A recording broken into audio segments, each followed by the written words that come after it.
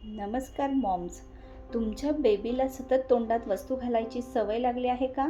खूप लाड येते आहे का? मग कदाचित बेबीचे दात यायला सुरुवात झाली असेल. आणि शेवटी मी अशी एक चूक सांगणार आहे जी अनेक पॅरेंट्स दात येताना करतात. त्यामुळे व्हिडिओ शेवटपर्यंत नक्की बघा. मॉम सिरीजमध्ये तुम्हा सर्वांचं स्वागत आहे आणि आजचा टॉपिक आहे बेबीचे दात येताना काय करावं. नंबर 1. बेबीचे पहिले दात साधारण 6 ते 10 महिन्यांच्या दरम्यान यायला सुरुवात होते. मात्र प्रत्येक बेबी वेगळा असतो, त्यामुळे काळजी करू नका. नंबर 2. दात येताना बेबीला जास्त ड्रोलिंग, चिडचिड, वस्तू चावण्याची इच्छा किंवा हिरड्यांमध्ये अस्वस्थता जाणवू शकते. नंबर 3. बेबीला चावण्यासाठी टीथर देऊ शकता, पण टीथर नेहमी स्वच्छ ठेवा. नंबर 4. स्वच्छ बोटांनी बेबीच्या हिरड्यांना हलक्या हाताने मसाज करू शकतात, त्यामुळे बेबीला थोडा आराम मिळू शकतो. नंबर 5.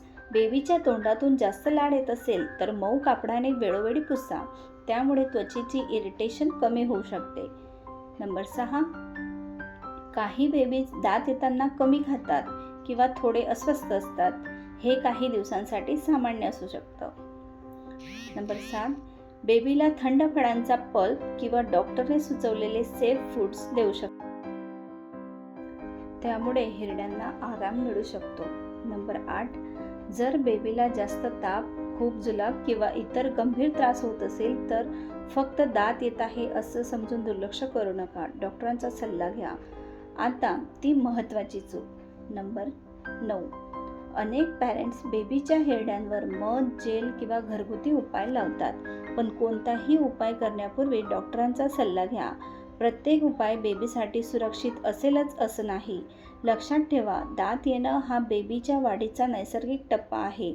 थोडा संयम आणि योग्य काळजी घेतली तर हा टप्पा सहज पार पडतो. व्हिडिओ आवडला असेल तर लाईक, शेअर आणि चॅनलला सबस्क्राईब करायला विसरू नका. Happy parenting. बाय. भेटूया पुढच्या मॉम सिरीजमध्ये.